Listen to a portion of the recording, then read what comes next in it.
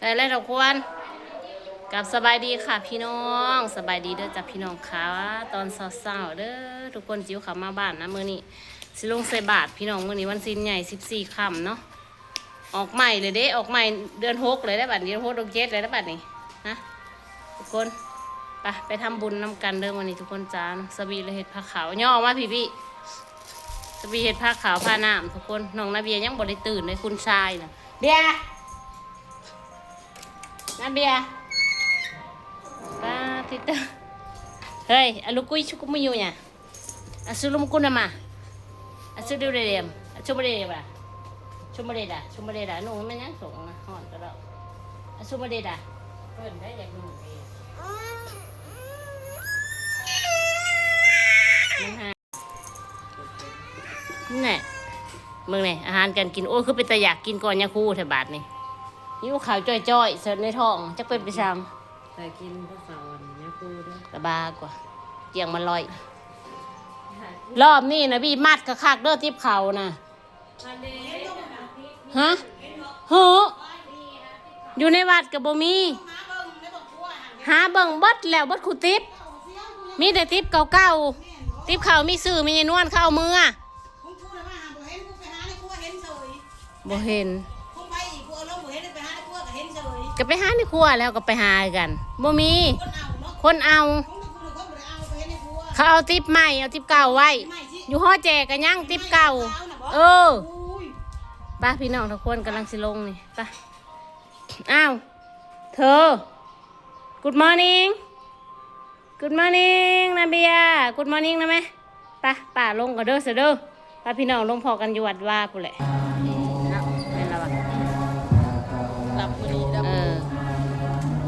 เดือนยังบัดเดือน6เดือน7บอกเดินทุกหรือเป็นทุกเลยจังนั่นแหละมีดอง27ไปกันจักสิเดชไปสั่งลูกดื้อก็ดองเป็นไผ่เขาไม่ได้สิไปนั่งกินอะไร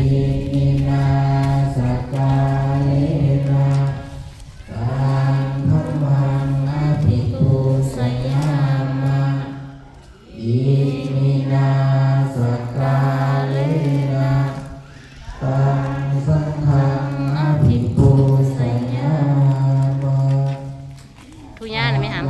เอานมเมื่อขึ้นเร็วๆนั่งตะหมอบที่ล่ะนาเบียแม่มาแล้วก็เสด็จหรือว่านั่งเพราะมันเห็นตาขาว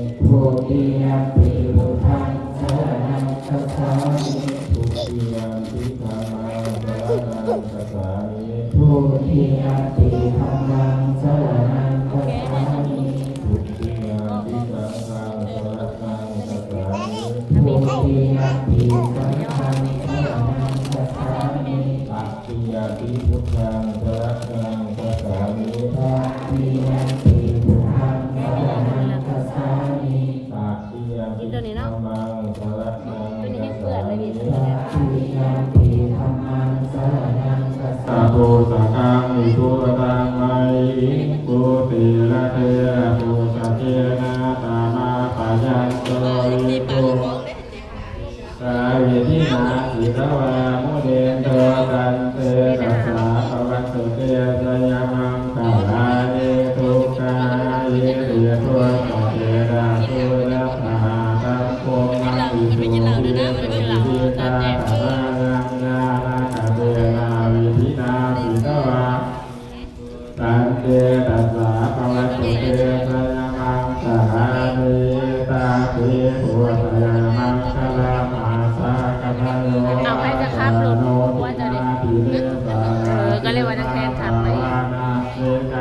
เห็นบ่ดำ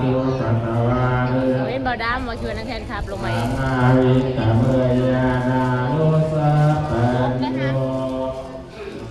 โต๊ะ นาโตยิตายาสัพพะกาลินาปุเรตวะกาลานิสัพพะตัตโตสัพโพวิโมตามังอิตินาสัจจา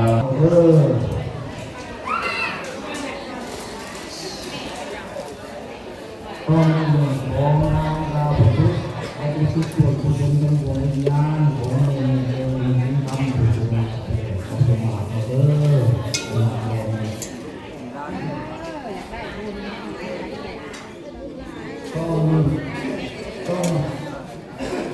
ต้องเป็นของนางเองของครอบครัวหรือที่ผู้เป็นดวงวิญญาณพอได้ร่วมผู้เป็นดวงวิญญาณของสมาธิเด้ต้องไปของนางเองของครอบครัวหรือที่ผู้เป็นดวงวิญญาณของเงินสุดผู้ที่ต้องรับไปของสมาธิเด้ต้องของนางเองของมาแล้วก็ที่ส่วนผู้เป็นดวงวิญญาณของ ชาร์จนะว่าทำไม ยังไปหา เอ้าบาทจะเป็นนั่นนั่นบาทก็ตีนมันบ่นั่นบ่ตั้งบ่เที่ยงบ่ เดี๋ยวไอ้ชาร์จมาตะกร้าพวกเกียมมาไว้ จะกล้าใช่นะพี่น้องมาใส่บาทน้ำกันมานี่ มาลังยานาเมหาราสิยังกาสุเรยะเสเมตาสักขะจะเมเปตานังตากินังกัสสารุเปตาตามานุสารังนะอิยุยังวาสุโกรังยาวัฏนาปาลิเทวนานาตะกายโยอายัสสะโกตากินาสังกัมิโสปะติติตาติกาลาตานิจายาตาตานะโสปะกัมปะติโสยะติตาโมจะอายังมิสัพพิโสเปตนะอุสาจะกตาอุลลาลาภาลาจะภิกขุนามาโนปะตุสังฆานาภาคัตติทุกขปัตตาจะนิทุกขะทายะกัตตาจะนิพยาทุกขปัตตาจะนิทุกขาวัตถุสัพเพนิปานิโนอิตาวะตาจะเมหิสัพพะตังปุญญาสัพพะตังสัพเพเทวะอนุโมทันตุ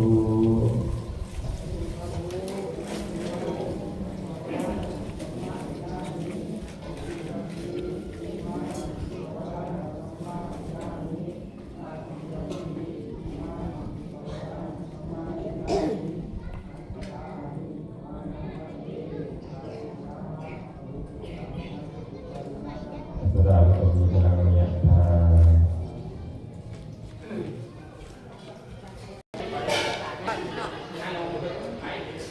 เขาควรน้องนาเบียร์นาเบียร์บัดกินแต่อันของหวาน บ่กินทอดขาวพี่น้องกินข้าวหวานกับหวาน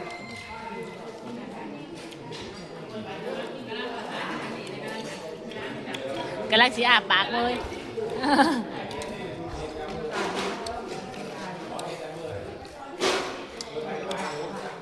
อยู่มากินกันดาวกินผ้าเดียวกันนี่ฮะก็ร้องคน คนละพา ตักเลยตักเลย ผ้าขาวตัวเองเนาะบ่ได้เอาผ้าขาวคนอื่น ไม่ต้องเองตัวเองอันนี้คือกันบ่ อืมเอาผ้าขาวตัวเองได้มากิน คือทหารบ่ เป็นผ้าขาว มีประเทศมันจินดับมาเป็นความได้แล้ว เหลือแม่บ่อยู่ กำลังจะได้กินค่ะ แม่ก็บ่อยู่แล้วคือเพิ่นสิถ่ายกล้อง กล้องมากินน้ำเฮาแต่กล้องน้ำเดือดนั่นบ่ได้เฮ็ดน้ำเดือดมันยากอ่ะเป็นก็คือจะกล้องมากินเฮาอยู่ดอก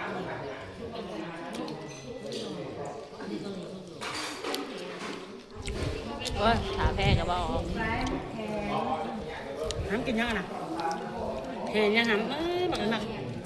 มือใหญ่บ้านใช่ไหม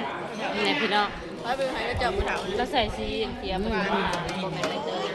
ใบเตยมันบ่กินอันนี้ กินมันแซ่บ กิน ยิ่งกินขม เบิ่งมันเป็นอะไร แซ่บ ของยายทานเนี่ยยายทานละหมักเห็ดมันเถื่อนกระบุ่นแล้วมันรู้เห็ด ว่าคิดก่อนนะพูดยังเอายัง เราก็ไปแป๊ะเห็ดแต่ละ เออจับ ขาว เป็นหาบ่วงไม่จิ้วบ่วง เห็ด หาบ่วงใช้อยู่หาบ่วงนะลูกเอาง่ายโอ้โอ้บ่วงหน่อยบ่ใช้ น้อง ใช้ นาเบียร์เด็กหน่อยจะกินยังได้อยู่นะกระเพาะกินลูกกิน มีแต่ซีนในตู้นะบริมีหยังมีแต่ซีนเต็มอยู่ในตู้ นี่นะเอาออกมา อิ่มแล้วบ่อยากกินเลยอิ่มเลย อยากกินมากิน กินหลายเด้ออย่ากินหลายเด้อเราจะกินหลายเด้อ เป็นจีนเองกระจ้องกระตู้ โอ้ยละกินข้าว ไม่มีใครมา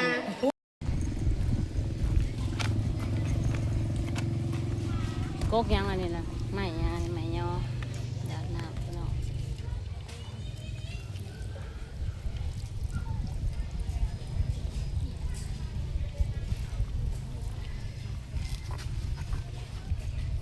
เจ้าวันนี้ถามทีมขี้เหงื่อ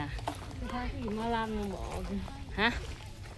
สถานที่หมอลำถ้าเราคิดถ้าเราอ่านว่าหามทีมขี้เหงื่อได้แล้วนะ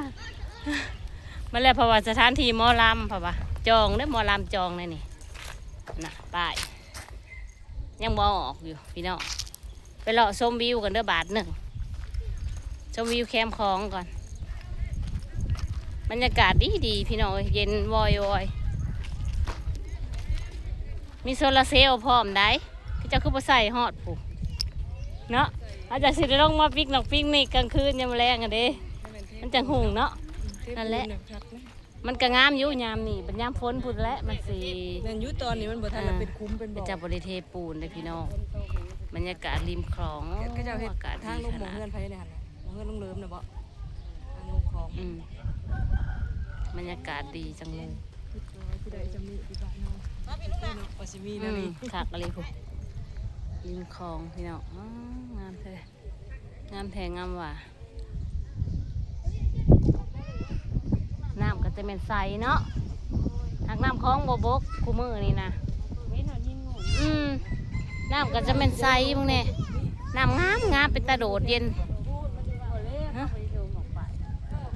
มันบริไกลกับทาง